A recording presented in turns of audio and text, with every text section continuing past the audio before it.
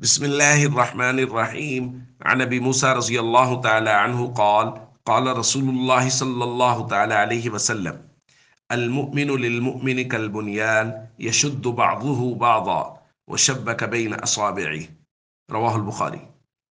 نبی کریم صلی اللہ علیہ وسلم نے ارشاد فرمایا، ایک مومن دوسرے مومن کے لیے اس عمارت کی طرح ہے جس کا بعض بعض کو مضبوط کرتا ہے۔ پھر حضور نے دونوں ہاتھوں کی انگلیوں کو ایک دوسرے میں داخل کیا اور ایک مکہ بنا کے اشارہ فرمایا کہ جس طرح یہ انگلیاں ایک دوسرے کو مضبوط کر رہی ہیں، ویسے ہی مومن ایک دوسرے کو مضبوط کرتا ہے۔ دوسری روایت میں فرمایا، المسلمون کرجل واحد، سارے مسلمان ایک جسد کی طرح ہے۔ ان اشتکا عین اشتکا کلو، اگر آنکھ تکلیف محسوس کرتی ہے تو پورا بدن تکلیف محسوس کرتا ہے۔ وہ ان اشتکا رأسو اشتکا کلو، اور اگر سر تکلیف محسوس کرتا ہے تو پورا بدن تکلیف محسوس کرتا ہے۔ دوستو، مسلمانوں کی مثال ایسے ہی ہے کہ اگر پورے خطے میں سے کسی بھی جگہ مسلمان تکلیف میں ہیں تو سارا عالم اسلام ان کی تکلیف کو محسوس کرے۔ یہ ایمان کی گویا علامت ہے کہ ایک مومن اگر کسی جگہ تکلیف میں ہے تو سارا عالم اسلام اس کی وجہ سے تکلیف میں ہونا چاہیے۔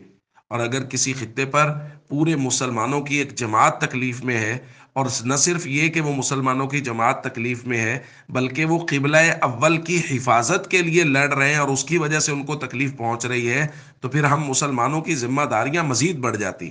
اور رات سے جو اطلاعات آ رہی ہیں کہ فلسطین میں ہسپتالوں کو نہیں چھوڑا جا رہا، ہسپتالوں پر بھی بمباری کی جا رہی ہے، اور جو دردناک مناظر میں اور آپ اپنی سکرینز پہ دیکھ رہے ہیں، اس کے بعد ایک مسلمان کا دل وہ رنجیدہ ہے، پریشان ہے۔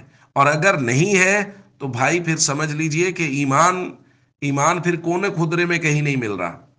اس لیے ہم سب جو کر سکتے ہیں کم از کم وہ ہمیں کرنا چاہیے۔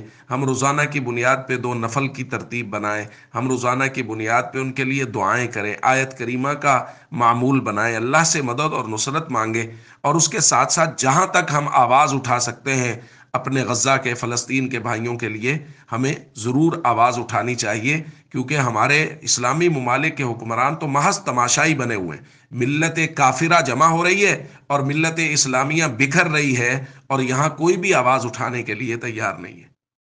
السلام علیکم ورحمۃ اللہ وبرکاتہ۔